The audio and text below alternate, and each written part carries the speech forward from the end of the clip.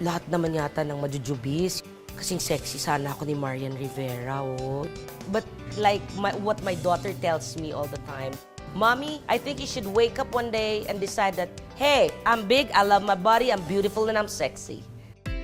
Sa isang tahimik na komunidad sa Quezon City, binisita namin ang tahanan ng Dabarkads na si Ruby Rodriguez. So, this is AJ. Ang cute-cute mo! Grabe! Gwapo-gwapo. And this is Tony. This is Tony. Ikaw yung magtutuloy ng pangarap ng nanay mong mag-mascom. Ikaw naman, AJ, ano naman ang gusto mo maging when you grow up? A chef. A chef! Payag ka ba? Di ba halata? I love your house. Thank you. Para Thank siyang, you. it's an old house, pero Yes. modern. Kaya nga retro ang tawag ko sa Retro house. is the right yes. term. Retro is the right term. 1966 pa nang itayo ang bahay na ito. Lumipat daw dito sina Ruby para maalagaan ang kanyang ina na may sakit. Ang favorite ko ito. Si yung Diamond. Diamond. Oh. Original ba ito? Original yan. What is it about wood that you like? It's homey. It's classic. It Never never, goes goes, out out, of of style. Ito, ang ganda nitong wall mo na to. Parang sandblasted lang siya. Parang hindi siya, hindi mo na kailangan ng wallpaper. Hindi. May sarili na siyang character. Yan na yun, yung kulay. Kung gusto mo lang mag-freshen up siya, lalagyan mo lang ng parang varnish. So, mas practical, mas mura. Ah. Tapos, mas rustic yung feel Oh, niya. mas rustic ang feel niya. At ang sarap pangamot. Sa likod. Pag makateg. So, Ayan, yan. Ginagawa namin Go, yan. Tony! Go, Tony! Come on, ayan. Go, AJ. Shake it, baby. Shake it, baby. Bukod sa makaluma, puno ng sining ang bahay nila Ruby. Isa sa mga mahahalagang obra rito ay ang gawa ng modernist at neo-realist painter na si Anita Magsaysay Ho na kamag-anak din pala nila. Sa isang banda naman makikita ang gawa ng impressionist painter na si Benedicto Bong Ducat. Itong gitna is Joey De Leon's painting. Hindi nga. Yeah, tawag niya dyan, Ruby's Point. Teka, saan dyan yung point? Yung nasa taas o yung Basta nasa point. baba? Bahala na kayo.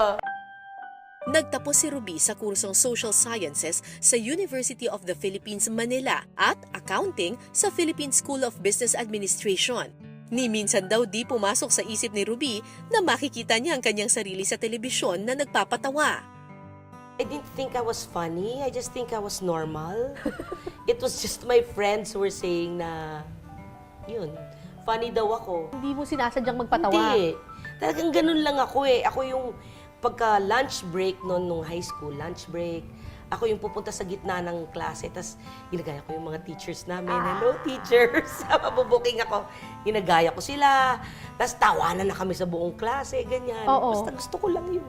Oo. Pagka nakakarinig ako ng tawa, para akong nafu-fuel, yun yung gasolina ko. Hindi ko alam na nagpapatawa ko. Alam ko lang, pinasasaya ko sila. Anong pangarap mo nung bata ka? Ang pangarap ko talaga nung bata ako, maging lawyer. Wow! Yun ang pangarap ko. That's gonna be a very, very hilarious courtroom. Exactly what my parents said. Baka magpatawa ko pagka hindi ko na daw ma-prove yung Yung case kaso. ko. Dating preschool teacher si Ruby sa UB Montessori. Pero unti-unti niyang nahuli ang kiliti ng mga bata, pati na rin matatanda, nang sumabak siya sa ilang sitcom.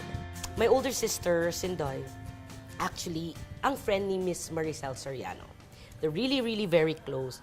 So, pag sinasama niya ako, close ka na rin kay Maria, di ba? And I remember one time, this is how it all started. I picked her up from her shooting kasi pinagawa niya yung car niya. So, Ruby, sunduin mo ko. Oh. Sabi ko, sige. So, sinundo ko siya. Mga 12 midnight na noon. Eh, hindi pa pala siya tapos. Tapos, nagkukwentuhan kami. I was standing and demonstrating yung mga kwento. Animated ka siguro Animated. magkwento. Yun na nga. Tapos, I just hear laughter. So, the more I like, yung pala, yung buong Set. production ang nanonood. Tapos yun, si Direk Channing Carlos yun eh. And he was the one who said, in the next movie, Maria, pwede ba natin gamitin yung kaibigan mo? Anong reaction mo? Ano gagawin ko dyan? Ganon. Ano mang gagawin ko dyan?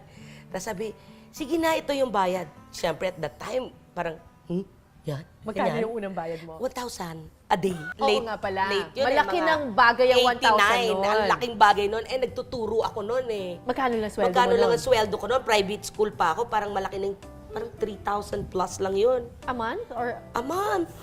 tapos sisweldohan ka ng 1,000? A day? Oy, sandali. Ibang usapan ito. Wala nang dapat pagtakan, kundi ito. Tingnan ko lang. Habang nagtuturo, napabilang na rin si Ruby sa cast ng OK Cafe Rico kung saan una niyang nakatrabaho si Bossing Vic Soto. Kailan ka nag-decide na law is not for you? When I got busy na with teaching and okay Cafe Rico. Ikaw ang magiging manager ka. Hindi ko pinangarap na mag-abono, no? So, while I was in okay Cafe Rico, I was still teaching till tapos meron nang kumukuha sa'yo sa guestings, may pelikula ka nang gagawin, and then I decided to, wait, one has to give, I have to give up. So, what do I give up when you both love two things? Way ka ng way, hanggang sa pupunta, okay, magkano kinikit? Talo na yung isa, agad. Pupunta na doon, so, mapupunta ka dito kasi mas, na siya, kumbaga at that time, you get the same thing, and then you earn a little more. So, I chose showbiz and I enjoy it immensely. Bagamat hindi na nagtuloy sa law school, isang dream come true naman daw ang napuntahan ni Ruby na pangarap din pala ng kanyang ama para sa kanya. Sa mahigit 40 taong tanda ng ancestral house na ito ni na Ruby Rodriguez, ilan sa mga kasangkapan ay original pa rin, katulad na lamang ng mga drop light sa mesa at urasan na gawa pa sa tanso. Bago pumunta sa kusina, isang malaking imahe ng Sacred Heart of Jesus ang makikita sa pagitan ng mga silid na animoy tagabantay ng kanilang tahanan. Ang architect nito, lolo ko, ang alam ko yun ang sabi ng dad ko na sa kwento niya. This is our dining table since birth. At may bawang dito na napakamahal ngayon ng bawang. ng aking bawang. Actually, bawang dito? kasi ang nagsabi sa akin nun si Sherilyn si Sherilyn Reyes. Sabi nila kasi magbigay ka doon ng 24 swerte. Eh ako sabi ko, talaga? So, 24 na bawang to? oo daw. Oo, 24, ito, 24 cloves ba tawag dito? Oo. So, 24, sabi ko, well, there's nothing wrong. Maganda naman siya, parang conversational piece. So, display ko siya. So, alam ko yan pagka, gamitin na ito, palitan ng bago.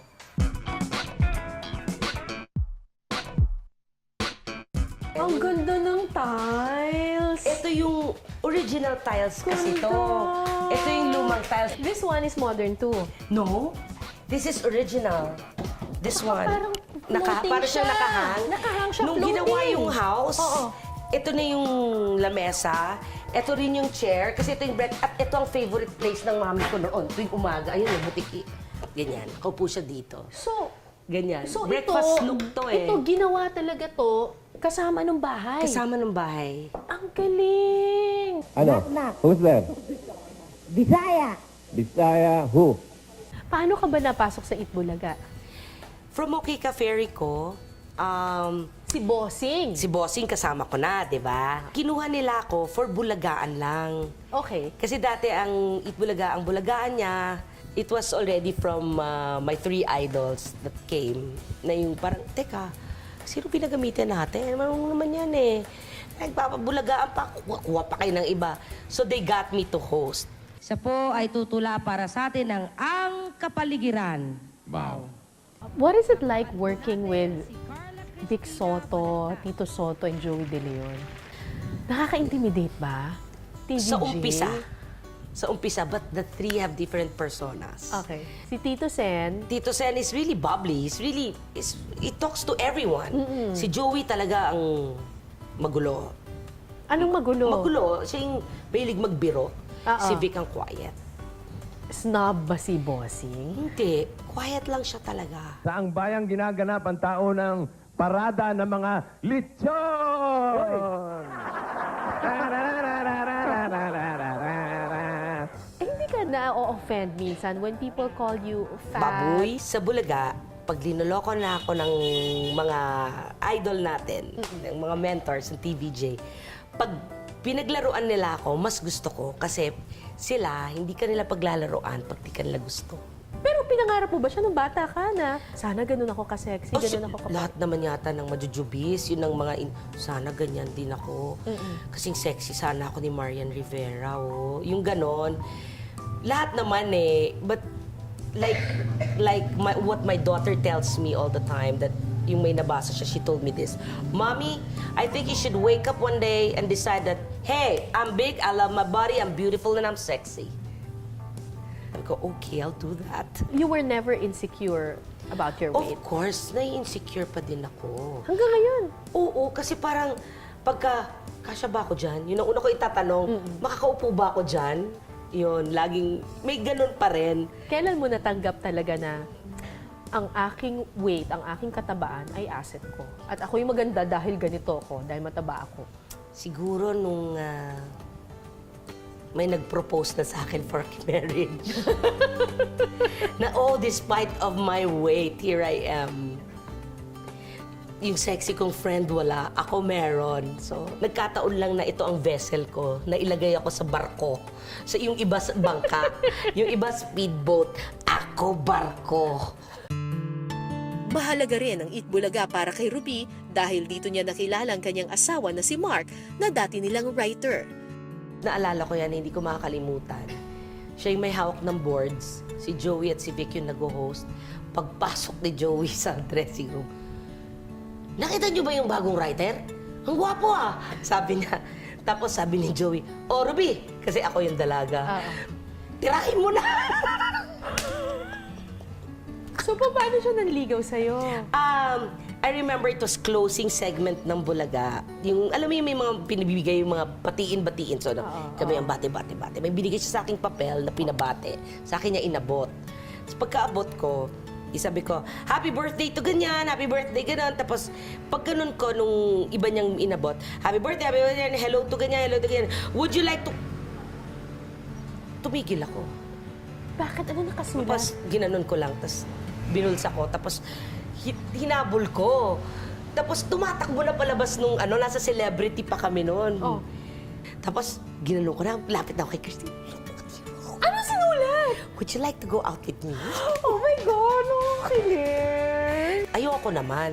Ba't naman ayaw mo? Kasi baka alam niyang, sabi ko, alam niya kasing type ko siya, kaya akala niya, porkit ganito ako, pwede na lang basta-basta.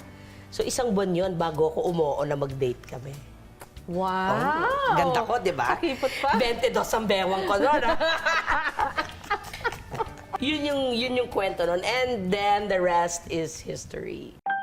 17 taon ng kasal sina Ruby at Mark at sina Tony at AJ ang naging bunga ng kanilang pagmamahalan. Di alam ng marami na ang bunsong anak ni Ruby ay may Attention Deficit Hyperactivity Disorder o ADHD, isang kondisyon kung saan may problema sa atensyon at pagiging hyper ang isang bata. I studied special education. I had to get units for a master's degree because my son has ADHD, CAJ. Baseline ng ADHD, merong autism, may Asperger syndrome, merong may Tourette. So my son has learning difficulty because of his ADHD. Hindi makakoncentrate, and then he has dyslexia. Okay. So, sabi ko, how do I help? How do I understand this more? I know I was a preschool teacher. I can help him. I know how to motivate. Pero ang mahirap kasi pag anak mo, umiinit ang ulo mo. Mas may tiyaga ako magturo sa iba kaysa sa anak ko. Maybe because you Nafufrustrate ka. expect You more. expect. And when his teachers talk to me, I know what they're saying. That's why and besides, I'm ADHD too, so... Sa kabila nito, nagsisikap si Ruby na matugunan ang mga espesyal na pangangailangan ng kanyang anak na si AJ. Aminado si Ruby, hindi madali ang pagsubok na pinagdadaanan nila, pero sama-sama nila itong hinaharap bilang isang pamilya. Sa huling bahagi ng paglibot namin sa bahay ni Ruby Rodriguez, ipinakita naman niya sa amin ang silid ng kanyang mga anak. Una na rito ang kwarto ni AJ. Captain America! Yan mga gusto niya Ayun ang ipakita. mga gusto niya. Mukhang trabyesa rin to. Oo, binili na yan dun na sa mga nasisirang bahay, yung mga nagbabakbak. Sa silid naman ni Tony, photo collage ang unang mapapansin. Kombinasyon nito ng luma at bagong litrato ng kanilang pamilya. Anong tawag mo dyan sa wall na yan? Memory lane. Memory lane. lane. So, nagmana sa'yo si Tony. Oo. Mahilig sa mga memories. Gusto ko yung tinitignan kasi yan yung mga sexy days ko eh. Old photos. Ikaw ba? Nandiyan ka ba? Opo, andyan po si Andiyan ba ako? Saan ako? Saan yung sexy mommy dyan? Sexy mommy. Ayun, hawak ko siya. Animoy bahagi na ng pader ang pinto ng kanilang family room. Pero pagpasok sa loob, makikita ang mala restoration hardware na tema na mismong ang asawa niyang si Mark ang nagdisenyo. Wow! At hindi mo ma-imagine na yung isang lumang bahay may ganito. So lahat ng nakikita mong kahoy dito, lahat yan galing din sa kwartong ito. My Ito husband yung talagang designed. fusion ng old, and new. Yes. Ito At ay- Dabarkad's photo. Oh, this is your Yan yung Dabarkad's kami magbabarkada.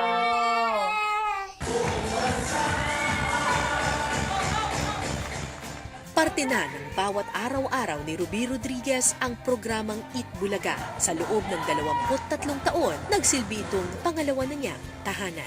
Si Ruby, bukod sa malusog si Ruby. Okay. Yan na isa sa mga chokaran ko dito sa Bulaga. Parang ako yan eh. May mood swings minsan yan. Minsan sobrang extreme masaya, minsan mahimik. Pero more on the side na masayahin yan. What's next for Ruby Rodriguez? I hope the next is I lose a little weight. Ilang pounds ang gusto mo ma-lose? Mga 120. Gusto ko mag-lose ng isang tao. Hindi. What's next for me? I'm like, I really want to veer on the special ed now.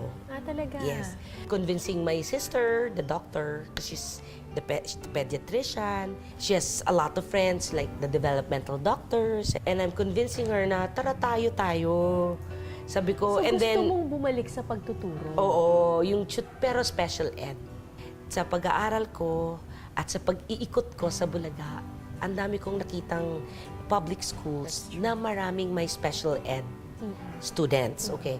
And there's only a few public schools na merong special ed talaga. Totoo.